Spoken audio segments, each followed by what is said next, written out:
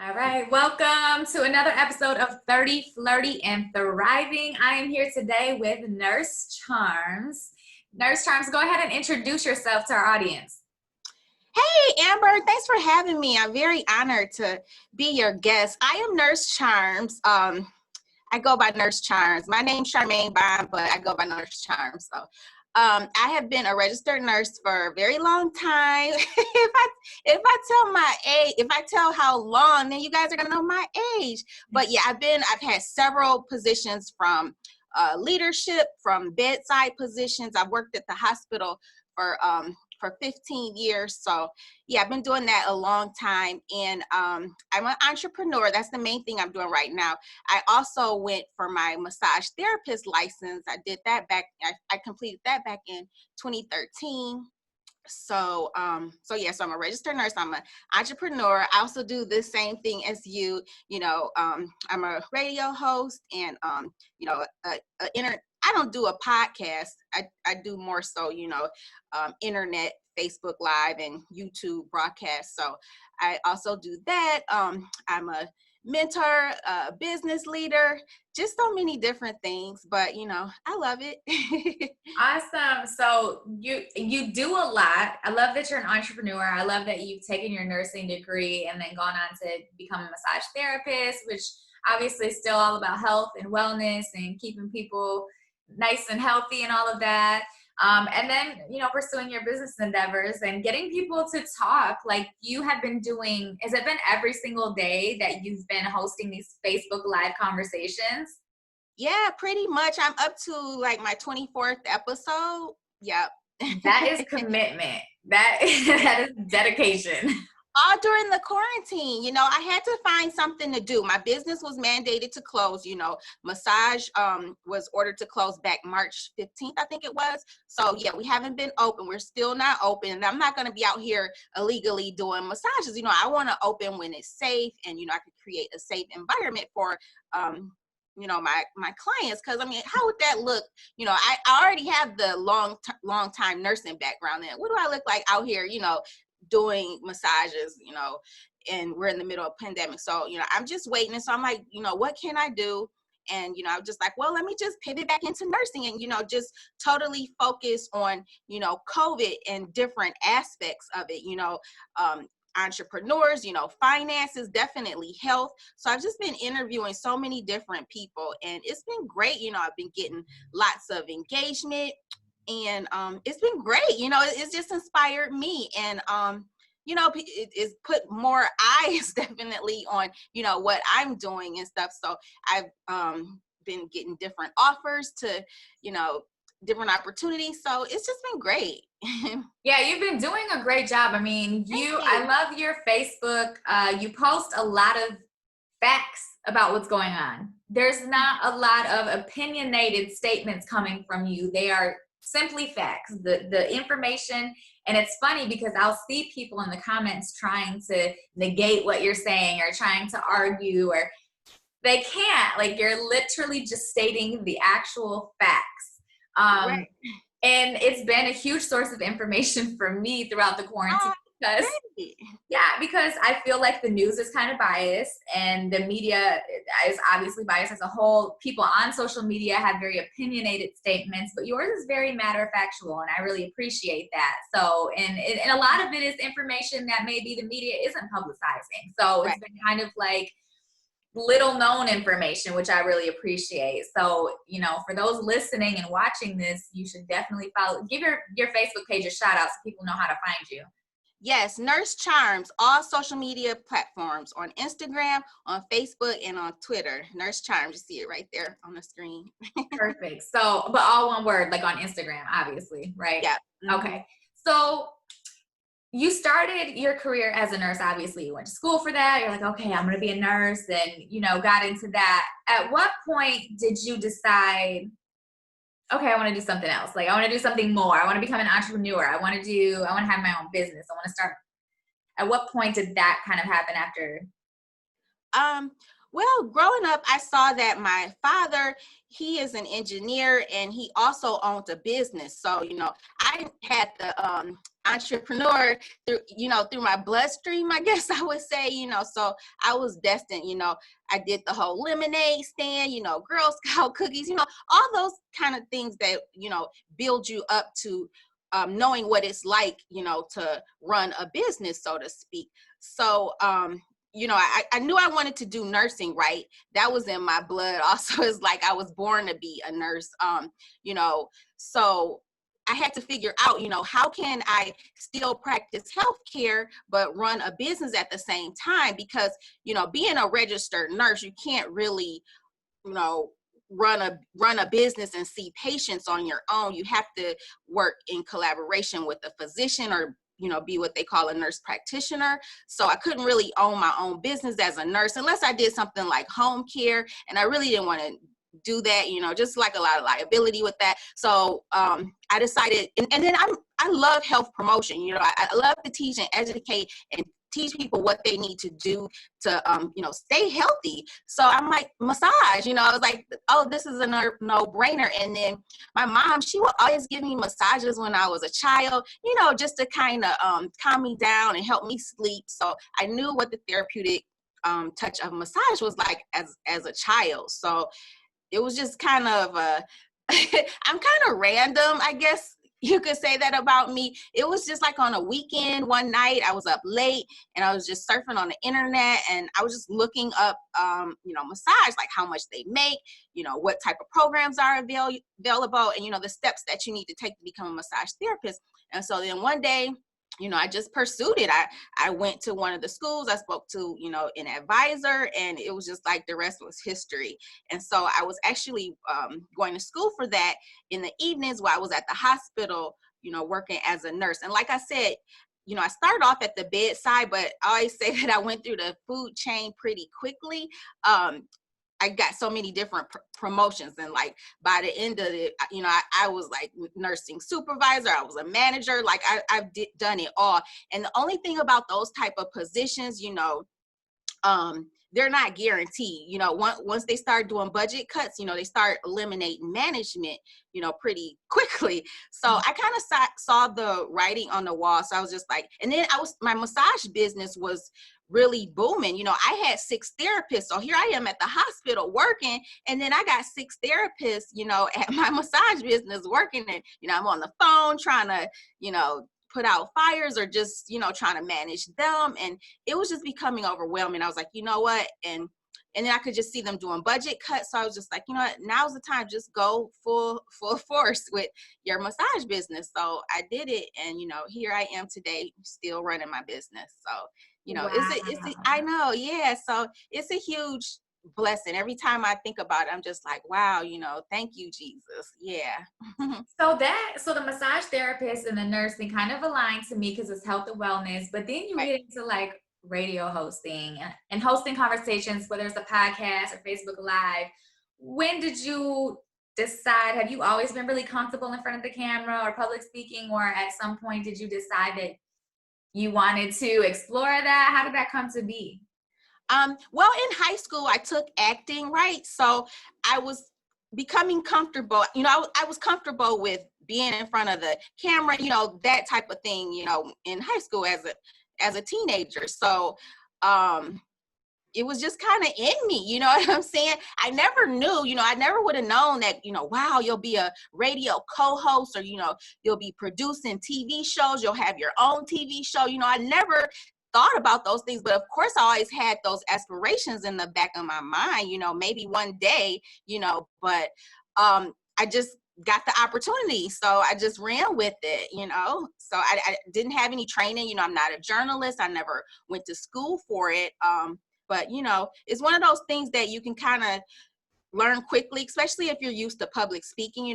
When I was working at the hospital, I would speak, teach, do lectures and stuff like that. So, I knew how to public speak. So, and then I'm a good writer. I'm just like a naturally born, talented, gifted writer. So it's like you put those things together, aside from not having an actual degree in that, you pretty much have all the tools that you need, you know. In nursing school, I'm like literally 3 credits away from being a nurse practitioner. Like, I had so much going on, girlfriend. Let me tell you. So here I am working at the hospital, you know, in my leadership position, you know, going to school for massage therapy, you know, in the evenings, you know, managing my business. Then my mom ended up dying. Then in school, then once I finished massage school, then started nurse practitioner. It was just like so much going on. And I finally just said, let me just run my business. And yeah, so that's how that all worked out. But so that was gonna be my next question. How did you juggle all of these different things? Like, how was that process of,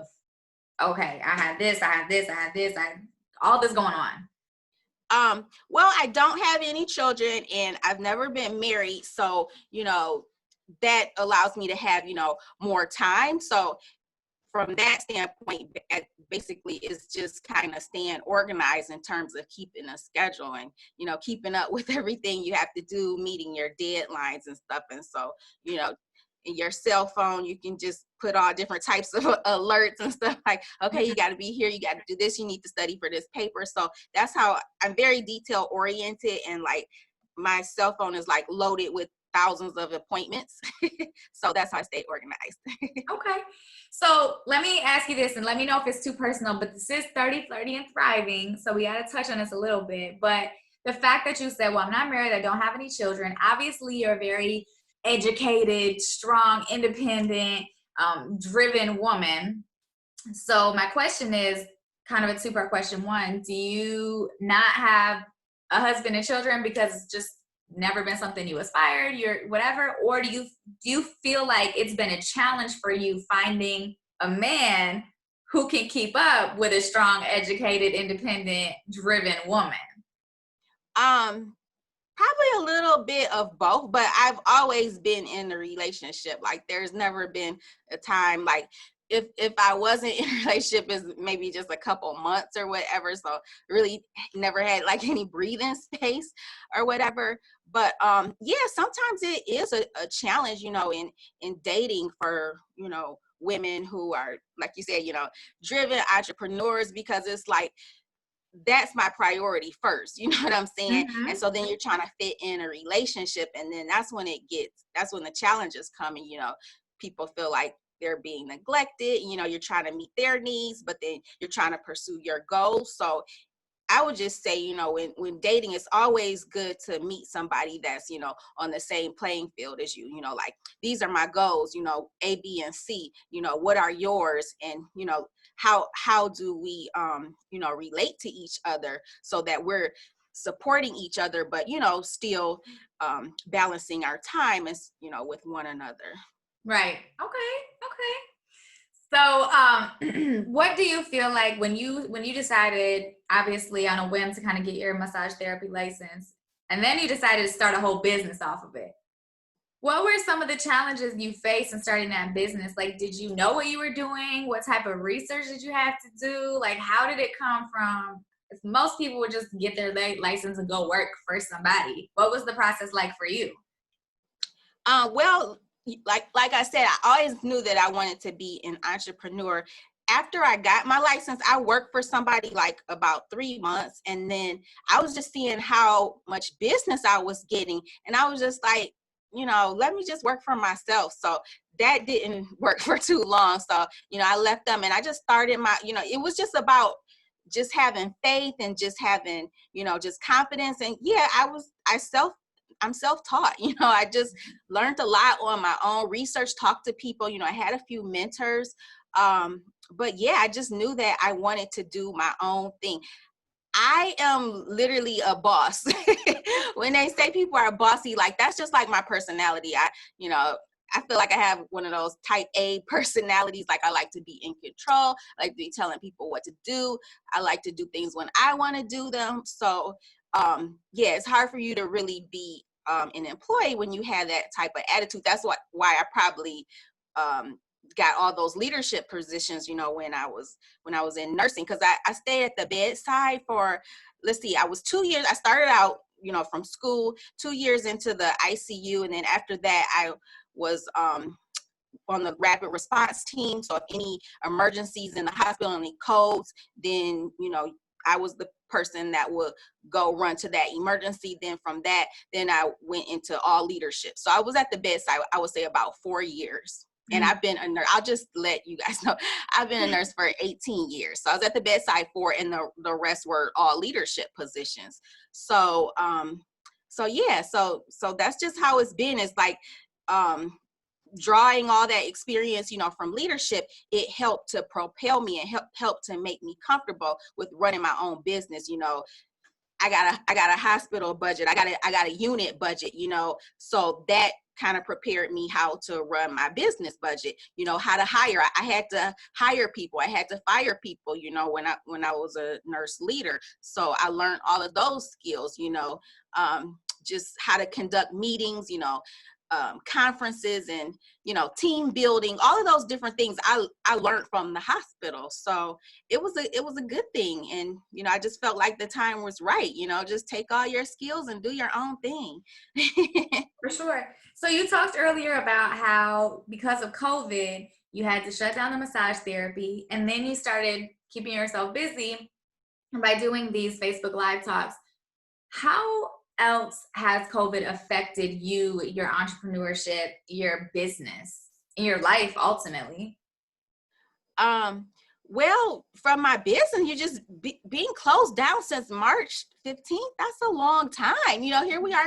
It'll be June 1st in a couple of days. So, I mean, that is a long time to be closed. You know, the bills aren't closed. You know, I have, you know, my lease to pay, my landlord, you know, overhead. Now I have to buy all of this PPE stuff. You know, I was just in the store yesterday getting all my PPE stuff, but I mean, it's so many expenses that are still ongoing. So yes, I've been impacted by COVID. And, you know, I still have to market my business. So there's expenses with that, you know, because I want to, you know, let people know that, you know, we're preparing to reopen, we're doing all these different things. And then, you know, just marketing, you know, my a Facebook Live, you know, that's a lot of work too. So yes, I've definitely been impacted by. What advice would you give to someone who is maybe, you know, in a weird headspace right now because maybe they lost their job due to COVID, or maybe they've been thinking about starting a business, but this has scared them from doing so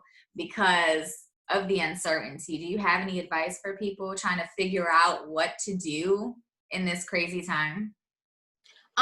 Yeah, you know, a lot of people are saying, well, you know, just start a business. It's good to start a business. I mean, I would not advise anybody starting a business just for the sake of starting a business and just for the sake of having income. When you start a business, you have to do something that you're really passionate about. You have to do something that you're really good. You have to, you know, solve a problem for, you know, your customers. So a lot of people, they say, okay, well, I'll start a business. And then, you know, because I also do coaching. And so they're like, well, they're asking me, well, what kind of businesses? I can't really answer that. I mean, I can answer it. You know, of course, I'm going to be biased towards healthcare, you know, go into massage, you know, be a fitness person, you know, something to do with health. Of course, you know, if I'm going to give some advice, you know, I'll say something like that. But, you know, you have to really search inside yourself and know what it is that you like doing, because there's going to be challenges like now with this COVID, you know, and if you just went into this to make money, then, you know, you're not going to come out successful. So first, search inside yourself and, you know, find out what it is that you need. Do market research. That was another thing I had to do. You know, like some of my market research included, you know, Google, because they give so many different analytics. And, you know, I was finding out that people are searching for like over 500 people a day are on in just the Oakland County area. I'm not saying the whole United States, just because my business is located in Oakland County. So I have found out that 500 people a day in Oakland County are Googling and searching for massage places. So, you know, that's a huge demand. That's a huge need. So that's the second thing, you know, after discovering what it is that you want to do, that you're passionate about, that you're great at doing, you know, the second thing is do a, you know, market analysis and find out, because you may be like, well, I'm good at this, but there may not be a great demand, and then you're stuck. You know what I'm saying? Right. So yeah, you have to do that, and then after that, then sit down and do, some type of business plan. A lot of people don't do that, just like fly by night. Boom, we got this going. They don't even have a website. They don't have the tax ID number. Get a coach or go online and search and find the information. I mean, you can go to the Small Business Association website. They give you all the tools, all the resources that you need to get started with your business. And yeah, you got to follow those guidelines. You want to have your stuff, legit. And I mean, it's a process. I always tell people, they're like, well, the way you tell people, you're going to make them feel like they can't do it. No, that's not my intentions. I just want people to be realistic about this, because it's hard. It's a lot of work, and I kind of got into a disagreement with somebody a while back, because they were saying, you're making it seem too hard. It's not that hard to start a business. Well, do it your way, and just find out in the long run. Because if your business isn't legit, then you're not going to be able to get bank loans and grants and all of that stuff. Like, you have to do your stuff legit. For sure. Absolutely. Absolutely. So now that we've had this couple of months where, the business has been shut down, obviously you're having a lot of really good conversations with entrepreneurs, people in healthcare, things like that. What is your takeaway? Like, what do you see for the future for yourself, in the next year, 5 years? Has anything changed? Has your mind changed about anything? Do you have any new passions or pursuits that you're going to be following? I just want to continue to help people, like, whether it's knowledge, whether it's, in terms of, the massage, that's my goal. Like, at the end of the day, I really get the satisfaction of somebody saying, wow, I got value from what you said. I watched your broadcast and, I learned so much. That's what it's all about. That's what makes me feel good.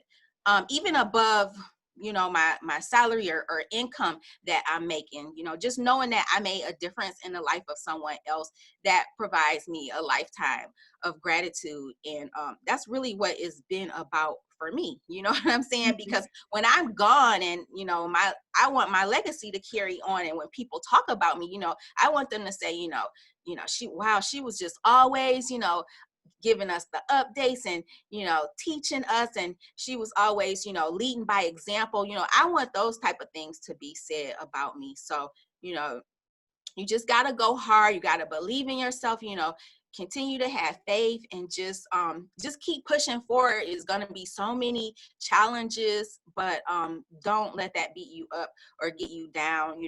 Have a circle of people who are like-minded, that you can vent to if you need to, or that you can draw inspiration from, if you need to. Don't do the thing. I swear I hate this, when people just kind of, just like beg you and stuff, can you follow my page?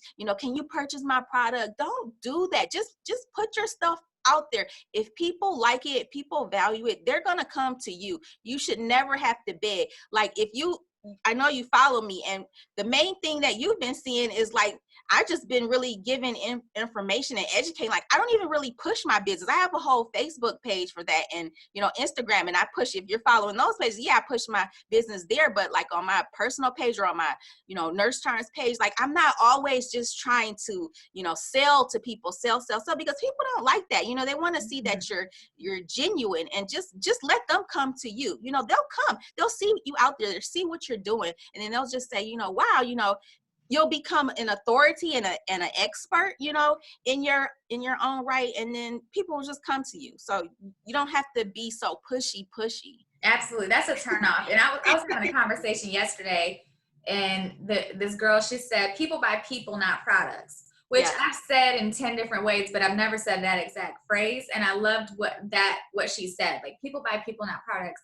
The fact that I don't even know how I came across your page, but for whatever reason, I must have seen you commenting on something or seen something and was like, oh, like, let me go check her out. And I did. And I was like, okay, but it's like, I like it. So I'm more likely to then, when I need a massage, let me look her, let me see, you know what I'm saying? I'm gonna want to go through you because I trust you.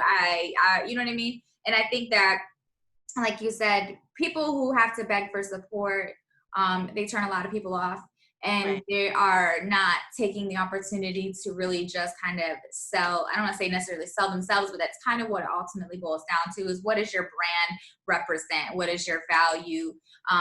Things like that. If people align with them, if they love the energy, they love the values, things like that, they're more likely to do business with you. So Right.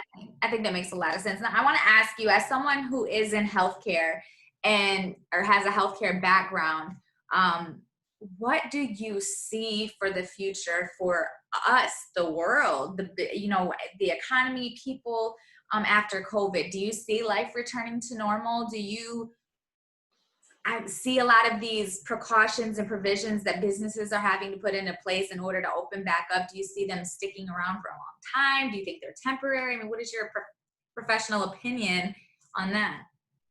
Well, to be honest, all of the citizens are going to drive that, because I mean, as you see now, some people are wearing masks, some people aren't. You know what I'm saying? But that doesn't mean that COVID is going to go away. We know that this is a very serious, contagious virus. So we have to prepare our lives until people start taking vaccines. If we get a vaccine that actually works, we can have a vaccine, but that doesn't mean that it's going to actually work and help us to build up antibodies and prevent us from contracting the virus. So we just have to basically live our lives as COVID isn't going away until whenever it goes away, whenever it's eradicated. If it does even eradicate, it may not. So much we really don't know about this business. So I think that people should be prepared, like online, like any type of business you can set up online, because if we have to go into this lockdown posture again and businesses are shutting down, then that's not going to be a good thing. It's like you've invested all of this money on a storefront and you're shutting down, but you're still having to pay your lease. So people need to start looking at that.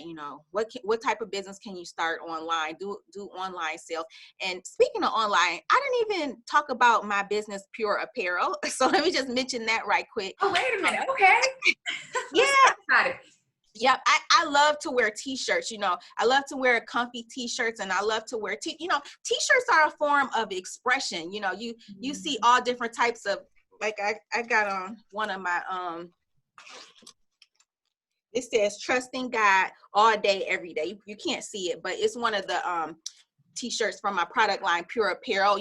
I have some t-shirts that just has the logo Pure Apparel on there. That's the brand name. But then I started coming up with different phrases or whatever. So so that's my other business that I have, a t-shirt line, because I started it because I just love wearing t-shirts. It's comfy. You could just dress it up with a blazer. You can just rock a t-shirt and jeans, heels, whatever you want to do. And the same thing with men. They could rock a t-shirt however they want. So, I thought that would be a good thing, something affordable and, just something, another stream of income, right? And I love fashion too. That's another thing I never talked about. When I was in high school, I worked at several retail stores. So I learned a lot about, fashion then. So I just started right now. I just made it a, t-shirt line for now. Who knows how I may expand it later, but that's my brand, Pure Apparel.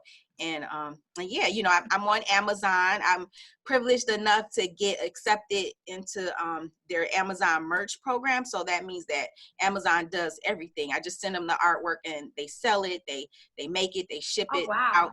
Yep, they do everything. So that's a huge, blessing to not, because at first I was having to take my artwork to the printer, having them print it off, and then having to go to, FedEx and mail everything. And it was just overwhelming, and then trying to run my massage business. I'm like, I can't do all of this, then radio hosting, because I've been doing radio hosting for a long time too. So I'm just like, I can't do all this. So I applied for the Amazon merch and, I got accepted. So I was just so happy. So yeah, so they're managing all of my online sales. For those listening who've never heard of Amazon merch before, can you explain a little bit about what that is and how you came to learn about it and go through the application process and kind of maybe like what makes you get approved versus denied? Right. Okay. So it's an invite only a platform for merchants to sell, their t-shirts. It's just t-shirts. You can't do like jeans and all the stuff. You could do t-shirts. I want to say you can do maybe hats, I think it is, sweatshirts. Yeah, it's just limited inventory, but nobody really knows how they accept people. I guess it's just they look at your brand, and they look at your website and marketing, your social media, I guess it's like the same thing at how Facebook gives out their blue check marks, you know what I'm saying? So they just kind of decide, and sometimes it could take months, years to get in. Fortunately, I got in after a couple weeks, but yeah, it's a very competitive process. Everybody can apply, but everybody doesn't get in. I just researched it. I'm a big researcher. Like I learned all those skills when I was in nursing school. So I was just online. It's drop ship. Like I said, they do everything, because the alternative is, to go to, I think it's Etsy, or I don't know. There's so many different Shopify. There's so many different sites, but you can advertise your stuff, but still you have to send it out. And like I said, it was overwhelming to be trying to make this stuff and send it out. So I was just like, I don't want to do that. So I researched and I found Amazon merch and I applied, and the rest is history. But there's really no criteria. You just fill out the application and just keep your fingers crossed. There's different YouTubes and stuff telling you what you have to do, but to be honest, it's nothing, because there's one little part of the application where you can fill in. They give you maybe like a little small paragraph you can just fill in, like add anything to why they should pick you. And so I just said some words in there. There's some people saying, well, if you say this, you may have a better chance, but I really don't think it matters. You know what I'm saying? They just look at your brand. So yeah. That's that's dope. So definitely research seems to be a big thing for you. Anyone listening or watching needs to take away that if you're curious, just Google it, like really dig into it. Or even maybe like reach out to people who are doing something, maybe on your Facebook or whatever. Just use your network for sure, right? Would you have any other advice for people who are looking to start a business and they're just like, I don't know where to begin, I don't know what to do, don't even know how to research or where to start? What would you tell them? Definitely get a coach. The coaching industry is so oversaturated right now. You can type that into Instagram, you could type it into Facebook, Twitter. You'll find tons of people that come up that coach. Or you could just kind of ask. You could put a status, you guys know any business coaches? You could put that on your Twitter, on your Facebook, whatever. Just put up a status, and I'm sure people will start tagging people. But yeah, you want to get yourself a mentor. Some of them are high, they charge a lot, and then some of them, they charge more affordable prices. And you just kind of do your research. You should be able to Google this person. You should be able to find tons of things on the internet about them. If they own a business, check their business reviews. Do those type of things before you hire a coach. Talk to people, say, well, how many people have asked them, how many people have you coached? How do I reach out to those people who you've coached? Where's the testimonies? You have to ask these questions. Otherwise, you're just gonna get took for your money. Because I have, clients coming to me like that. They're like, oh my gosh, I spent $5,000 on this person and she didn't do a thing, or he didn't do a thing. And, that's very unfortunate, because I've never been one of those, crooked, dishonest type of people. And I totally despise seeing that. So yeah, just do your research, and that will avoid it. So like I said, put up a status and ask. And then once you get some names, definitely vet out those people. Just ask them about their track record, and then go from there. Basically, just kind of pray and select the best person. What are the metrics for success when it comes to coaching? Is it just that the person being coached feels like this was helpful for me? Or are there specific goals that you all set that the person needs? Or how do you measure success as a coach? Well, yeah, it's definitely you should definitely have data. Quantitative data. It shouldn't just be qualitative. It shouldn't, because I mean, if that's the case, you can have tons of people saying, "Oh, you're the best thing in the world." You know, like for me, I have massage therapists who have worked for me. Some I've even fired and have come back and said, "Thank you for firing me, because that was the best thing that ever happened, because now I started my own, you know, because I'm tough, but I'm tough because I want people to be the best that they can be. You know, I believe going above and beyond every last thing that I do. If you can't give it 100%, then you are not the best person to be working for me. You know what I'm saying? You're probably not the best person to even be running your own stuff, you know, because people want you to deliver on your promise. You know what I'm saying? They come to your business, they have a set expectation. If you don't deliver, then, you know, you're not who you're misrepresenting yourself. So I just feel like I'm sorry, I got sidetracked. What were you saying? No, you're good. I was basically just asking what the metrics for success. Yeah, yep. So just ask how many, you're a coach, how many people have started their own business, you know, and where are these people that I can talk to? But they should have like all of that data. I mean, they may not be able to share names. I don't know, because that may be private unless the person, you know, agrees. You know, when you're coaching them, you know, that's one of the things you can say, like, you know, is it okay if I use your name for marketing purposes or whatever? But yeah, just keep all that data. How many people have started their own businesses? If you're doing social media or something, you know, what is your reach? You know, your YouTube, you know, your social media, you should have all those metrics and data. So it should be something tangible, more than just somebody saying like, "Oh, you were great." So yes, there's definitely metrics, in my opinion. Or if it was somebody I'm going to hire, I want to see your metrics. I don't want to just read reviews. That's great, that's a part of it, but I want to know like how many people have actually, you know, done X, Y, and Z. Gotcha. Okay. All right. Well, I think this has been really informative. Do you have anything else that you want to add or that you want the audience to know about you? Just follow my social media pages. Nurse Charms, like I said, on all social media platforms.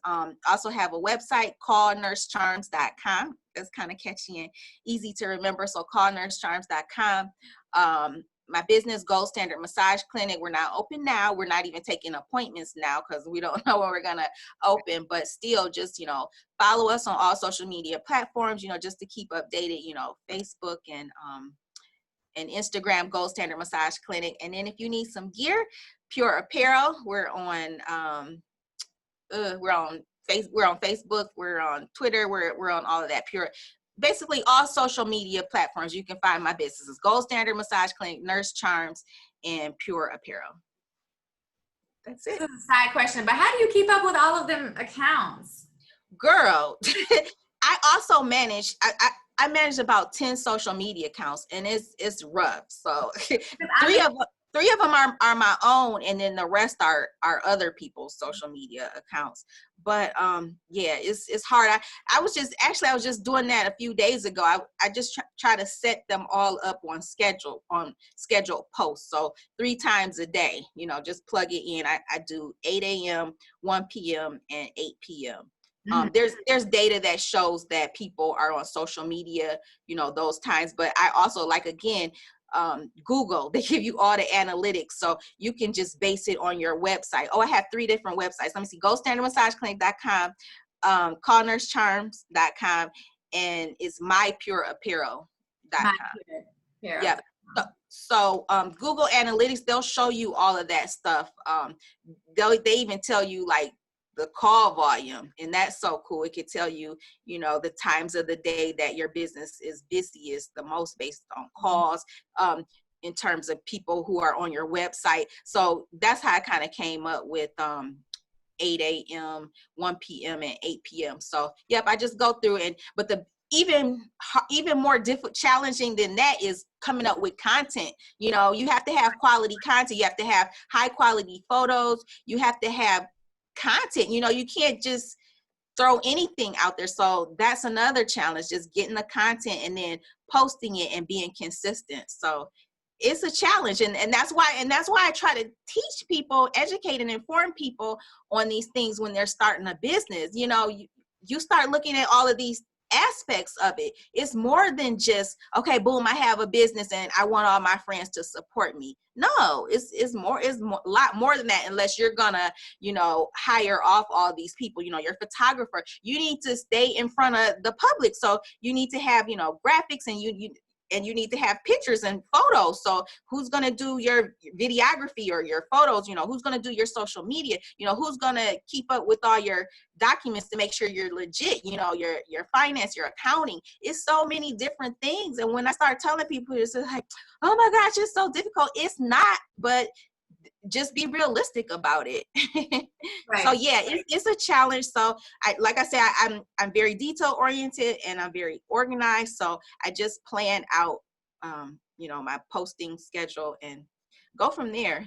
Okay. Yeah, I had to ask because I'm like, I manage other social accounts too for different businesses, and creating content for all of these different, it is so time consuming on top of doing all of these other things. So I'm like, do you have, no, you're actually doing it for yours and else. Yeah. So, right. Oh, I want to say one thing. Google Trends is awesome too. If you go, like, in terms of finding content, if you just search literally Google Trends, and then once you get on that website, they have a search.